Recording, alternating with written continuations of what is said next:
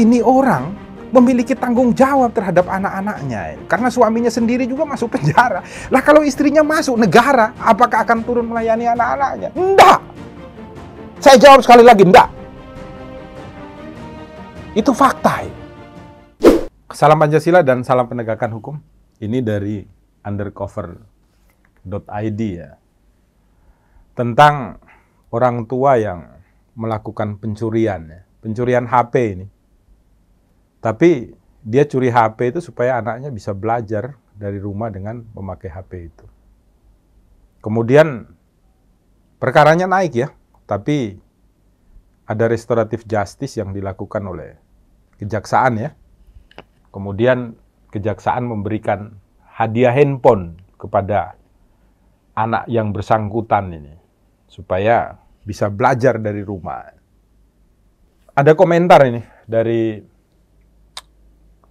masyarakat Indonesia. Yang pertama dari Lalu Bada. Banyak-banyakin yang kayak gini deh.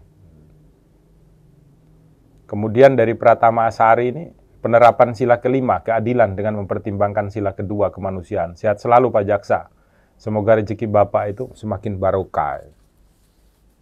Ya ini harus dilaksanakan. Cara Pancasila sebagai terang terhadap semua aturan undang-undang itu ya seperti ini.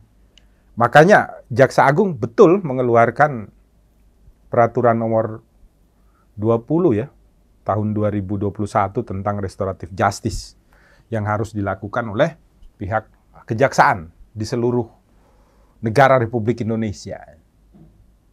Tapi jangan sampai setan menggunakan sebuah kebaikan malaikat itu sebagai jubah yang menyelubungi jutaan penanganan perkara yang sebenarnya tidak beres dan menyedihkan.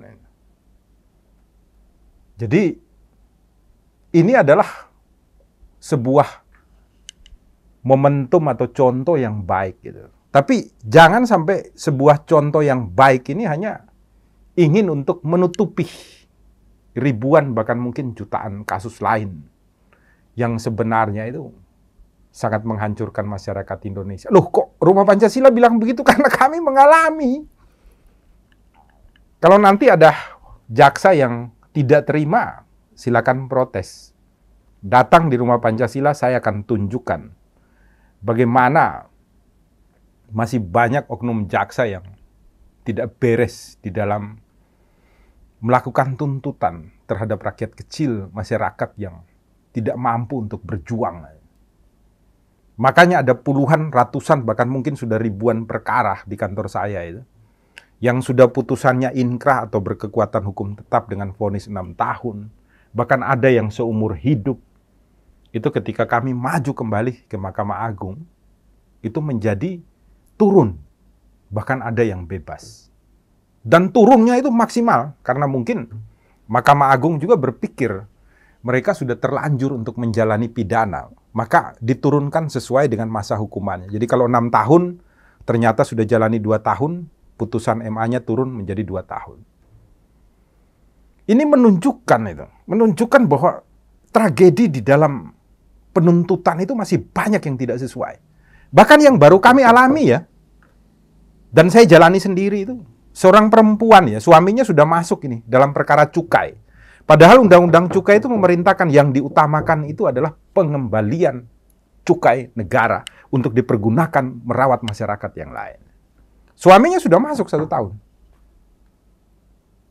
Suaminya dikenakan TPPU lagi, ditahan. Hanya dalam kasus 125 juta. Istrinya dituntut 1 tahun 6 bulan. Berikut subsidiarnya 6 bulan. Jadi total 2 tahun. Padahal suaminya dulu itu hanya dituntut 1 tahun, 2 bulan. Subsidiarnya 2 bulan. Itu jaksa di Jawa Tengah ini loh. Oknum-oknum di Kajati, Jawa Tengah.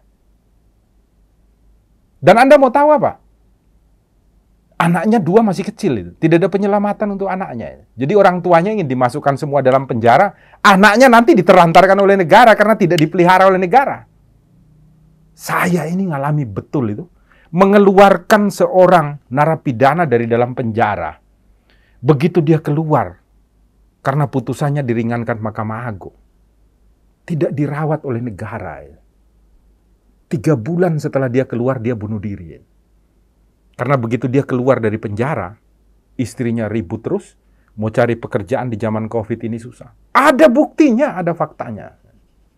Saya pernah buat videonya, mungkin sekitar 4 bulan yang lalu. Kasihan ya. Jadi ingin memasukkan 2 orang tuanya tanpa maksud untuk dibina atau apakan di dalam penjara. Sekarang hakim itu sudah vonis bahwa dia hanya bayar denda dan orangnya itu bersedia untuk membayar denda. Anda bisa bayangkan, sudah bersedia bayar denda ini loh. Jaksanya banding karena perintah oknum di Kajati Jawa Tengah itu. Oknum Kajati di Jawa Tengah. Anda mau tahu enggak? Yang namanya Direktur Utama Garuda itu memasukkan yang namanya Harley Davidson sama memasukkan sepeda Brompton. Kan dituntut ke muka sidang, ancamannya di dalam Undang-Undang Kepabeanan itu 10 tahun loh. Divonis percobaan sama hakim. Jaksanya tidak terima banding. Bandingnya dicabut sama jaksa. Karena mungkin dimarahi sama atasannya. Kenapa kamu banding? Wong itu status sosialnya tinggi, pengaruhnya kuat. Mungkin loh. Mungkin saya garis bawahi. Tapi kalau rakyat kecil ini sudah diputus adil oleh hakim di Pengadilan Negeri Demak. Apresiasi saya. Dalam putusannya dipertimbangkan oleh hakimnya. Ini adalah kemanusiaan. Undang-undang memerintahkan yang diutamakan adalah pembayaran denda. Kedua, ini orang memiliki tanggung jawab terhadap anak-anaknya. Karena suaminya sendiri juga masuk penjara. Lah kalau istrinya masuk, negara apakah akan turun melayani anak-anaknya? Enggak. Saya jawab sekali lagi, enggak. Itu fakta.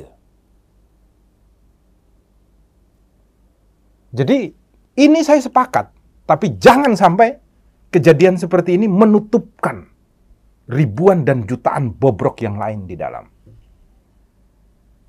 Makanya saya sepakat, ada yang bilang itu, yang kayak gini nih harus terus-menerus itu ditunjukkan pada masyarakat. Sehingga masyarakat percaya itu. Bahwa kita aparatur penegak hukum ini benar-benar malaikat itu. Bukan setan yang berjubah malaikat. Salam Pancasila dan salam penegakan hukum. Sadar-sadarlah, hai penegak hukum. Ruang sidang bukan penyiksa kebenaran. Sadar-sadarlah, hai penegak hukum. Ruang sidang bukan pembunuh keadilan. Karena ruang sidang adalah untuk kebangkitan.